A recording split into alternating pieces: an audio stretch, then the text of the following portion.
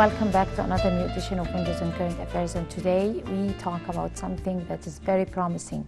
A group of youth are empowered by experts, tourism experts and officials, initiated a campaign under the title "We Narrate Our History," and other campaigns to be able to market we don't need really to market our tourism, but we need to be able to promote and reflect our heritage and to explain and narrate our history to people who probably haven't heard about it or don't have time enough to read about the history of Egypt.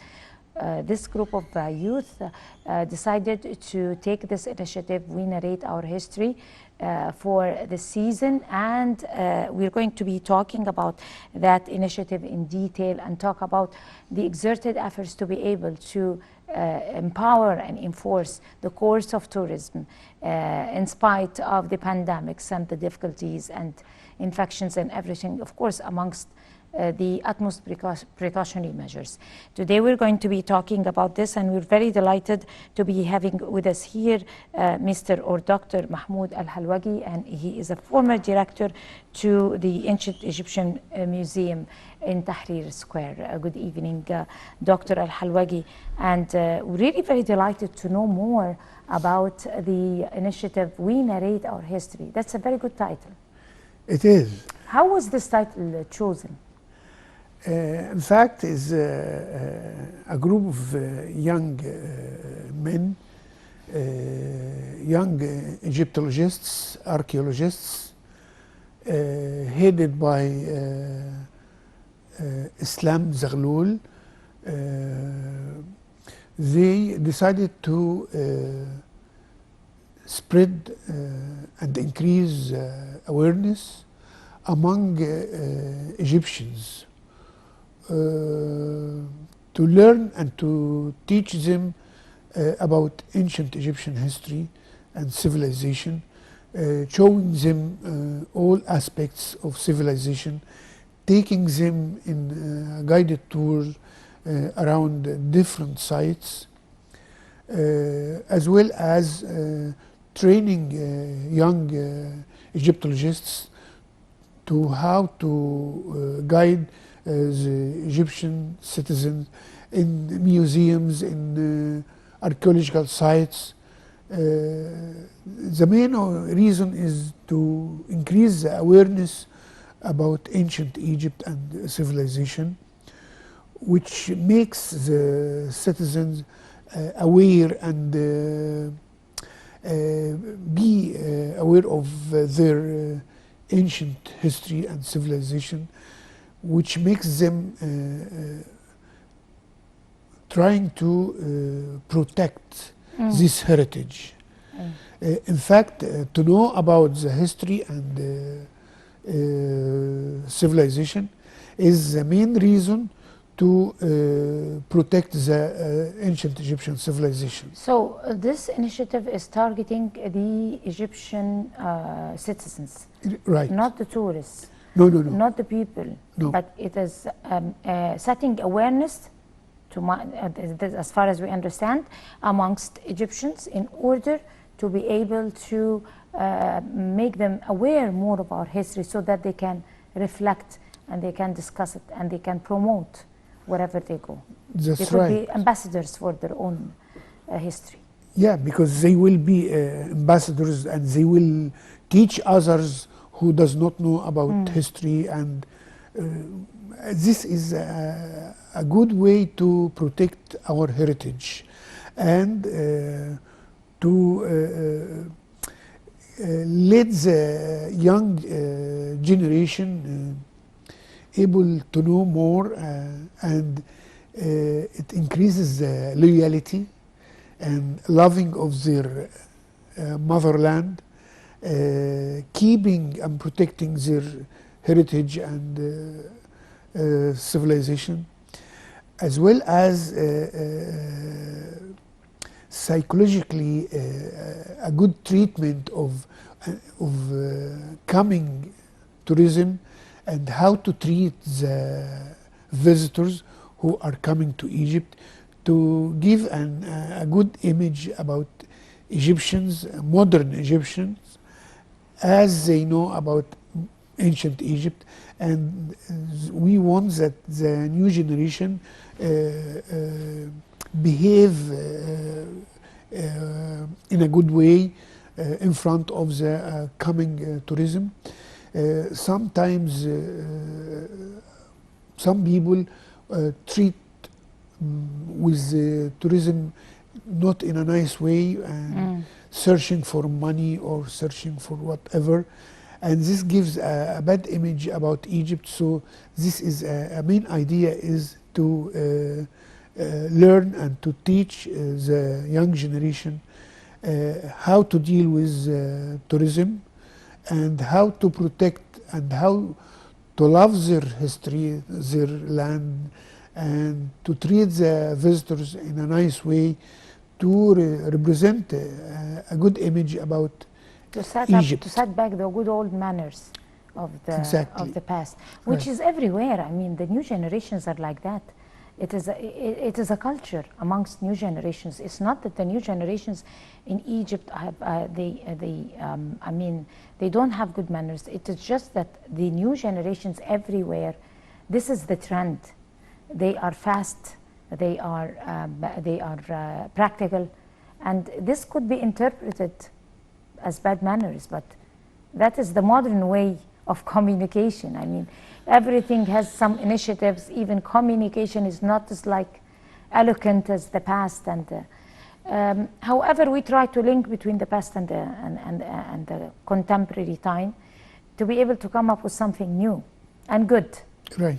But let us go back to the necessity of setting awareness amongst the new generations. What is wrong with the new generations?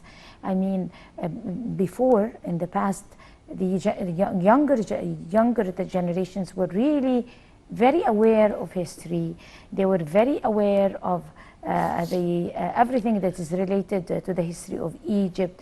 They used to love studying history at the same time. Is it because of the introduction of social media and the change of time? Probably priorities changed to youth because of the change of time. It is a matter of changing of time. You mentioned something like now they're looking towards modern things much more. Exactly. They prefer a modern interest to history. Their interest became different. Like I remember when we were young students, we used to, with school, we used to go to archaeological sites like Giza, like Citadel, museums like Egyptian Museum, like Islamic Museum, like Coptic Museum. This was known at that time, and it was a called Know Your Country. It was a program applied by Ministry of Education and Ministry of Youth to make trips to different sites to let the young generation know more about Egypt and its history and archaeology, which makes this young generation very keen, and they interested, and they know about their country, their history, and they love their history and they love their country. And at the same time, they treat the visitors, they welcome them, they treat them well, friendly. This was like in 1960s, 1970s, 1980s, but starting from 1990s and the new century, the young generation has different interests. They are not keen about visiting archaeological sites, or even schools does not make these trips as it was before. except Ministry of Health still doing this program until now. Ministry of Health. Yes. Why Ministry of Health? Supposed to be Ministry of Tourism, for example, or I mean other ministries? This was applied by Ministry of Health. Is they call it train of youth. They take the in summertime or in mid-year holiday, they take university students to Luxor and Aswan and Sohag and Almenia, which is good. I think I believe it is a good attitude of Ministry of Health of Youth, and I would like also Ministry of the Education or to encourage schools to take their children to students to archaeological sites and to museums. This I think will be a good reason to increase the awareness between the young children and as well as to let them be loyal to their country and to protect their heritage.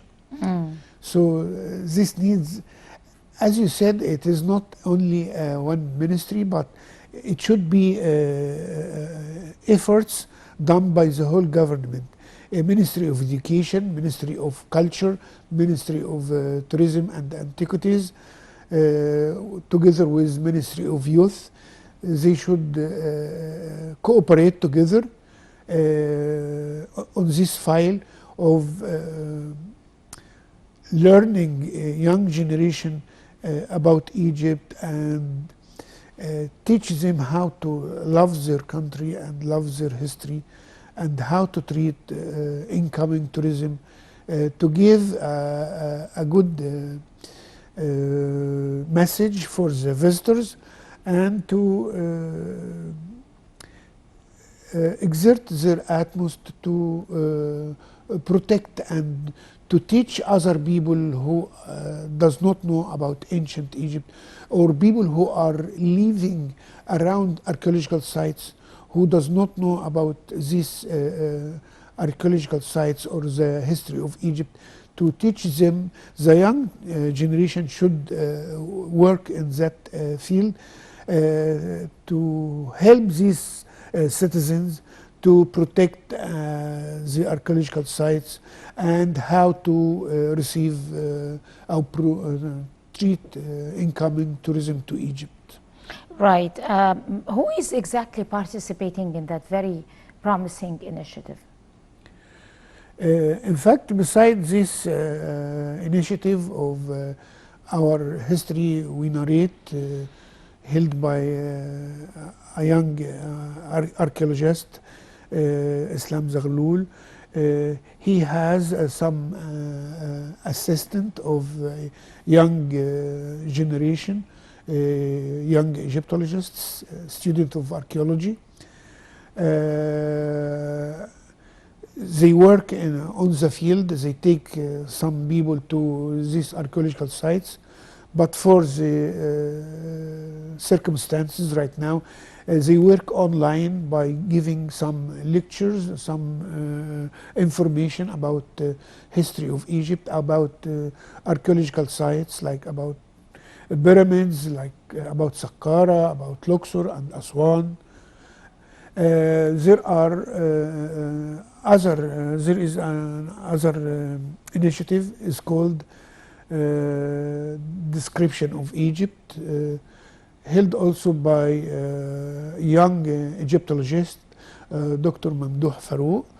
He is working with young generation. He is doing good efforts, and he is he used to make some festivals, some activities in archaeological sites, like in Giza, in pyramids area, in Egyptian Museum in Tahrir Square, in Saqqara, in the Citadel. He used to collect some young young school children and young university students, and he teaches them and he gives them some lectures, and he guided them in these archaeological sites. And also they make some activities not only for the Egyptian but also for foreign visitors. One of these initiatives or activities, he was telling about sports in ancient Egypt, and he wanted to demonstrate that origin of sports started in Egypt, to change the idea that Olymps is the origin of sports, as most of the people, they think and they believe that Greek is the oldest place or original place for sports. So this was a good idea to let the people know that ancient Egyptian who they were the original who started practicing sports like swimming, like wrestling, like boxing, like running, like horse riding, like weightlifting, like many other sports. And hockey is originally Egyptian. And, from the reliefs on tombs and temples, he explained to the visitors how Egypt was starting sports and games and sports from more about 3500 BC, with the beginning of historic Egypt, with the beginning of the first dynasty after the unification between Upper and Lower Egypt, with central government, with the first dynasty. Egypt was a modern state and superpower, as the term is meaning or referring right now. So I think the young generation or some of scholars have some talent and have some activities to show to Egyptian and visitors, and to let them know more about Egypt. I think this would help in promoting Egypt, and also would help in making the visitors or Egyptians more keen and more interested in protecting their heritage of our ancient ancestors. Right, exactly. Are there any activities held in line with that particular initiative, or those two initiatives, in collaboration with other ministers and ministries and other entities, or with civil society, probably trying to empower and enforce those initiatives? I think they are working on their own, privately. But I think also Ministry of Tourism and Antiquities supporting some young generation who are willing to serve and to help in protecting heritage by doing some events and some initiatives. So these are supported by Ministry of Tourism and Antiquities. That's all, but mainly they work on their own, financially by their own. The whole world celebrates the International Day of Museum. Right. And there had been a flow of museums that were inaugurated recently, in many ways. I mean, very, very inspirational. not only about history, not only about monuments. I mean, new ideas and new messages to deliver to the outside world, and lots of other steps taken in that particular field of museums. So if we are to talk about celebrating our museums, what do we say? How many museums now we have initiated recently that are taking their front lead worldwide, like the Museum of the National Museum of Civilization, Yes. that is also recently directing and or addressing sustainable development, like the museums in Hurghada, like museums in airports, like museums in Sharm el-Sheikh, like in other districts in other places, you name it, I mean. Right. In fact, there were many museums inaugurated recently and developed. As you mentioned, the National Museum of Egyptian Civilization, which is recently celebrated transferring the royal mummies from Egyptian Museum in Cairo to the Museum of Civilization in Fustat.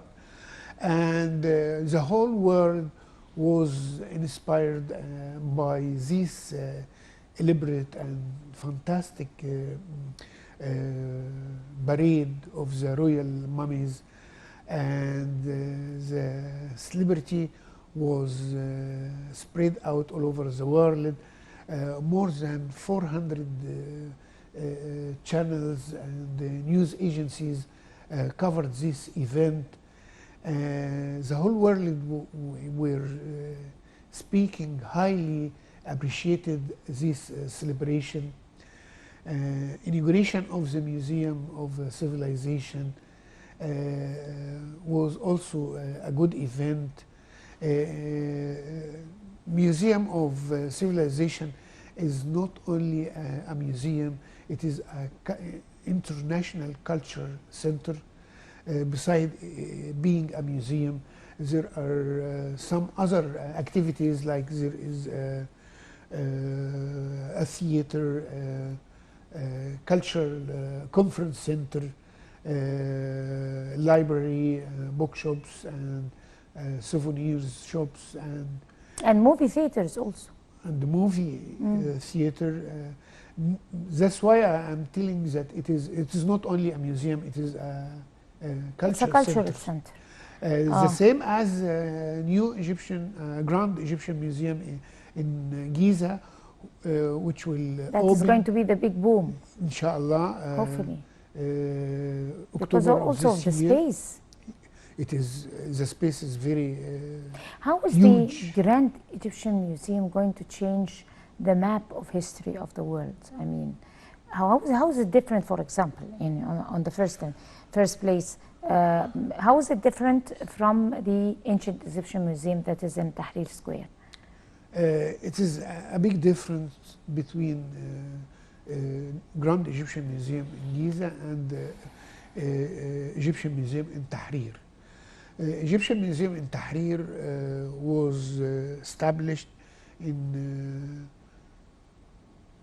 1897 and inaugurated 1902, and it was first building established to be a museum in the whole world. There are many other museums worldwide older than this, but they were not originally built as a museum. They were palaces and houses, and they were like private collections. Then they were transferred to be museums. So the Museum of Tahrir Square celebrated in 2002 the centenary of the museum. So all aspects of display, technique of lighting, labeling, it was like 100 years ago. Even with some renovation and some development, but the new Grand Egyptian Museum is the most recent museum in the world, the greatest museum not only in Egypt and in Africa and the Middle East, but almost in the world.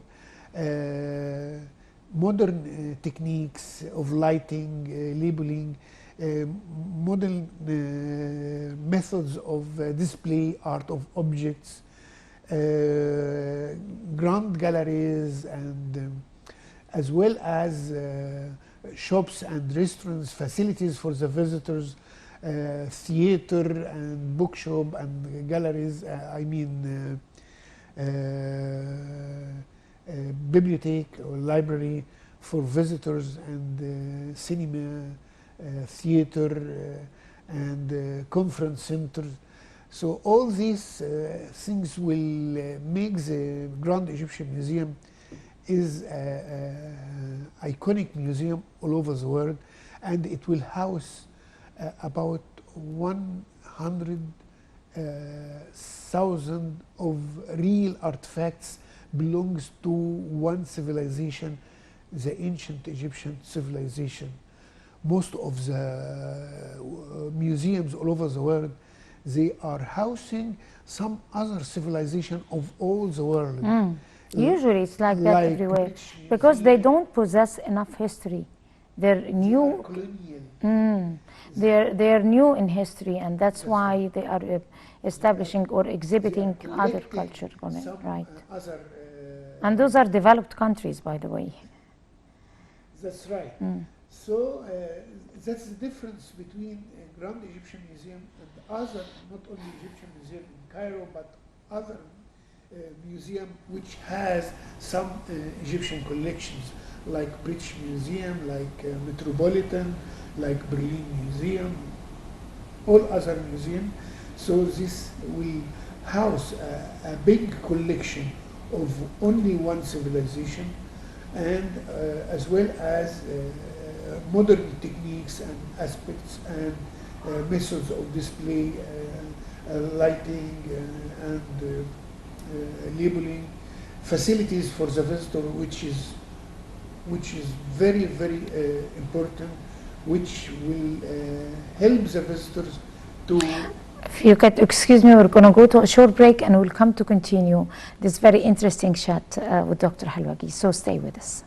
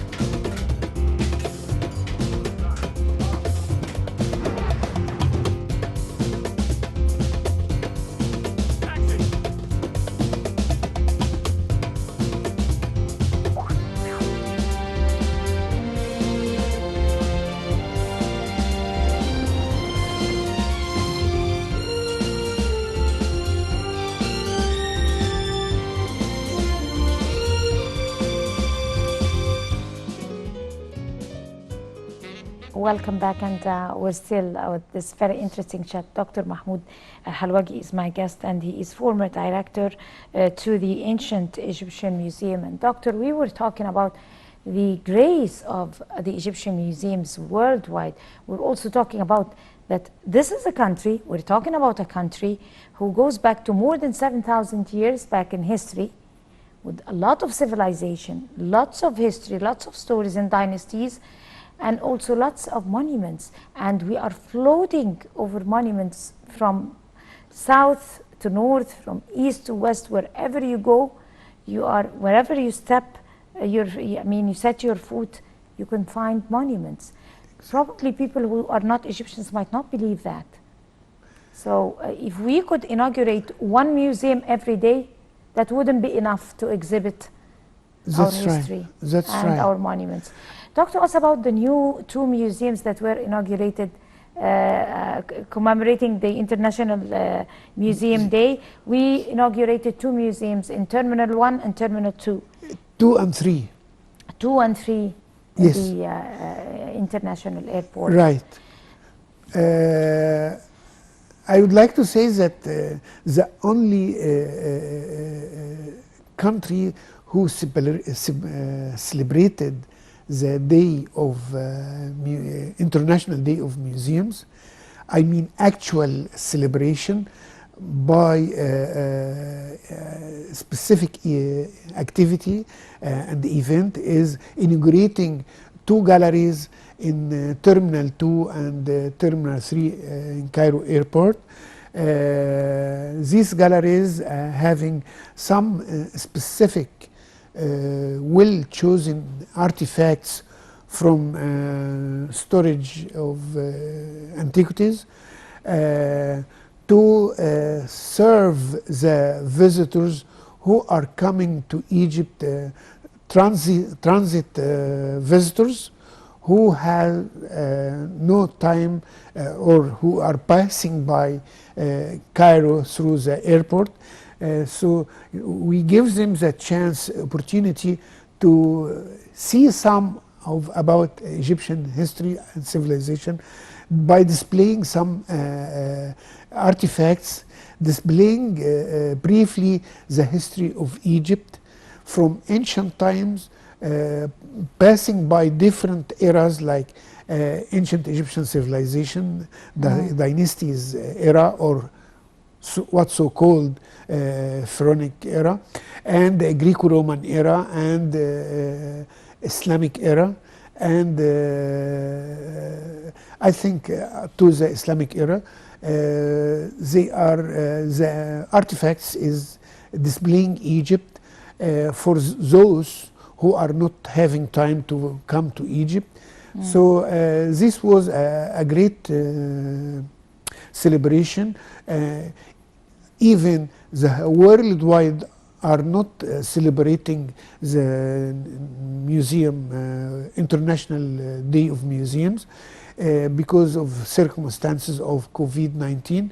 But Egypt was the only country is celebrating and holding some activities during that day and inaugurating new museums in Egypt.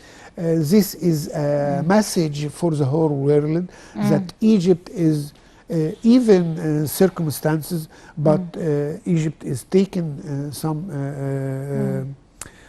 steps for promoting tourism, right, as well as taking in consideration the pandemic, but also we are working so hard in this field. And we are ready to receive tourism for the new season, inshallah. Hopefully, inshallah.